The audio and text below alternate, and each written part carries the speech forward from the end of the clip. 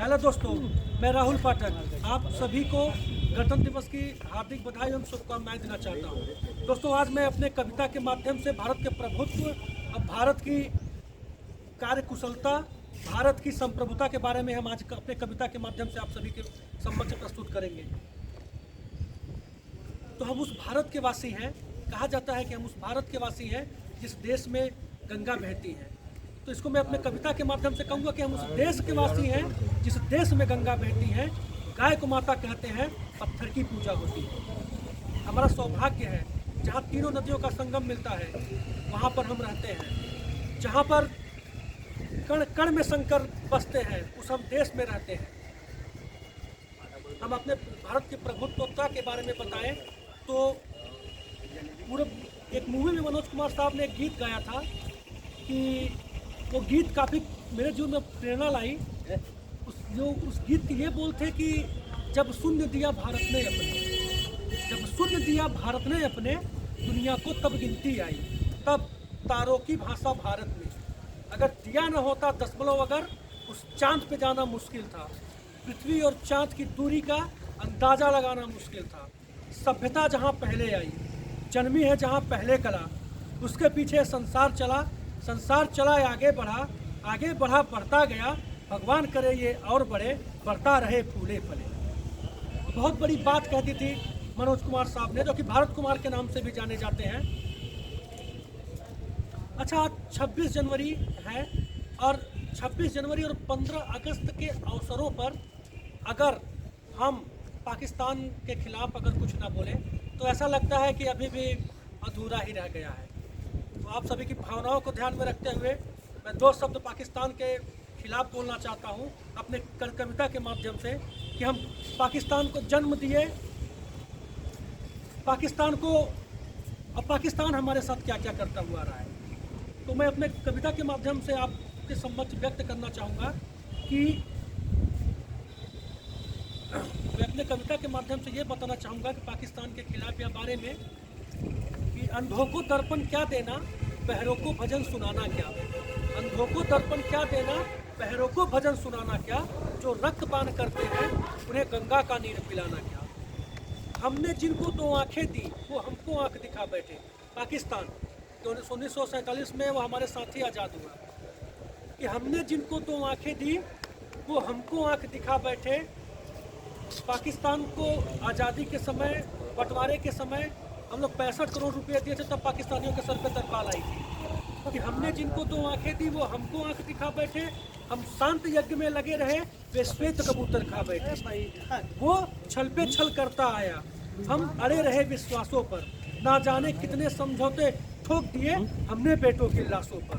अब लाशें भी ये बोल उठी, अब लाशें भी ये बोल उठी, मत अंतर मन पे घात करो। अब लाशें भी ये बोल उठी, मत अंतर मन पे घात करो। दुश्मन जो भाषा समझ सके अब उस भाषा में बात करो। वो वर्तमान समय में वर्तमान सरकार कर रही है, चाहे एयर स्ट्राइक हो जाए, चाहे बालाकोट वाला मामला हो जाए। एयर स्ट्राइक और सर्जिकल स्ट्राइक दोनों कर रही है। अब एकदम चुनौतीपूर्ण जवाब मिल रहा है, जिसकी अपेक्षा भी नहीं करता होगा पाकिस्तान का।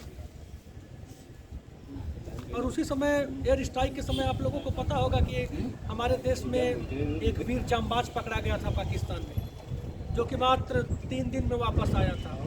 नाम तो आप जानते होंगे, अगर नहीं जानते होंगे तो मैं अपने कविता के माध्यम से आपको मैं बताने जा रहा हूँ कि पाकिस्तान, तुम झाड़ी हो हम बरगद हैं, तुम हो बबूल हम चंदन हैं, तुम हो जमात गीदड़ वाली हम शेरों के अभिनंदन हैं।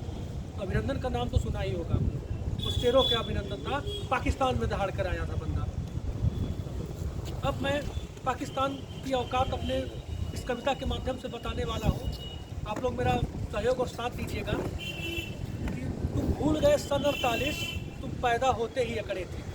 कबायली हमला 48 में, तुम भूल गए सन 48, तुम पैदा होते ही अकड़े थे। हम उन कबायली बकरों के गर्दन अपनी हाथों में पकड़े थे। तुम भूल गए सन 65 को, तुमने पंगा कर डाला था। भूल गए सन 65 को, तुमने पंगा कर डाला था। हमारे छोटे से लाल बहादुर शास्त्री जी ने तुमको नंगा कर डाला था। तुम भूल गए सन 71, तुम ढाका पे जब बैठे थे। तुम भूल गए सन 71, तुम ढाका पे जब बैठे थे। 90,000 पाकिस्तानी घुटनों के बल पर बैठे थे। तुम भूल गए कारगिल की रण हिमगिर पर लिखी कहानी थी। तुम भूल गए कारगिल की रण हिमगिर पर लिखी कहानी थी। इस्लामाबादी गुंडों को जब याद दिलाई नानी थी। तुम भूल गए, तुम भूल गए, तुम सारी दुर्गति भूल गए, तुम सारी दुर्गति भूल गए, फिर से बवाल कर बैठे हो। तुम सारी दुर्गति भूल गए, फिर से बवाल कर बैठे हो। है उत्तर खुद के पास नहीं, हमसे सवाल कर बैठे हो। है उत्तर खुद के पास नहीं, हमसे सवाल कर बैठे हो। और अंतिम लाइन में आप लोगों का तवज्जो चाहूँगा कि बिगड़ैल किसी बच्चे जैसे अलाप तुम्हारे लगते हैं। तुम भूल गए कारगिल की रण हिमगिर पर लिखी कहानी थी। इस्लामाबादी गुंडों को जब याद दिलाई रहे। तुम भूल गए सारी दुर्गति, फिर से बवाल कर बैठे हो। है उत्तर खुद के पास नहीं, हमसे सवाल कर बैठे हो। और बिगड़ैल किसी बच्चे जैसे अलाप तुम्हारे लगते हैं। और तुम भूल गए हो रिश्ते में हम बाप तुम्हारे लगते हैं। भूल गए हो रिश्ते में हम बाप तुम्हारे लगते हैं। जिहाद तो मैं बोलना चाहूँगा, बेटा पक्का जिहादी है, बेटा पिटने का आदी है, बेटा पक्का जिहादी है। बेटे की किस्मत में अब बर्बादी ही बर्बादी है। और हम इस बर्बादी में भारत माँ को बर्बाद नहीं होने देंगे। और हम भारत माँ के सीने पर जिहाद नहीं होने देंगे। अच्छा, आप लोग जानते होंगे कि पाकिस्तान परमाणु बम की धमकी देता है। पाकिस्तान परमाणु बम की धमकी देता है, तो उसके परमाणु बम की धमकी में हम 4 लाइन लिखे थे। उम्मीद करता हूँ कि आपको पसंद आएगा। कि तुम रख हथियार उधारी के, तुम रख हथियार उधारी के, हम अपने दम से लड़ लेंगे। उधारी का हथियार मतलब कि कभी अमेरिका से भीख मांगता है तो कभी चाइना से भीख मांगता है। और चाइना का माल के बारे में आप लोग जानते हैं कितना सफल होता है। तो तुम रख हथियार उधारी के, हम अपने दम से लड़ लेंगे। अगर एटम बम से लड़ना हुआ तो एटम बम से लड़ लेंगे। अगर एटम बम से लड़ना हुआ तो एटम बम से लड़ लेंगे। और तू जब तक बटन दबाएगा, अगर एटम बम से लड़ना होगा तो हम एटम बम से लड़ लेंगे। तू जब तक बटन दबाएगा हम पृथ्वी नाग चला देंगे। और तू जब तक दिल्ली ढूंढेगा हम पूरा पाकिस्तान निपटा देंगे। भारत माता की जय। मैं आप सभी को एक बार फिर से गणतंत्र दिवस की हार्दिक शुभकामनाएं और बधाई देते हुए अपने वाणी को विराम करना चाहता हूँ। जय हिंद।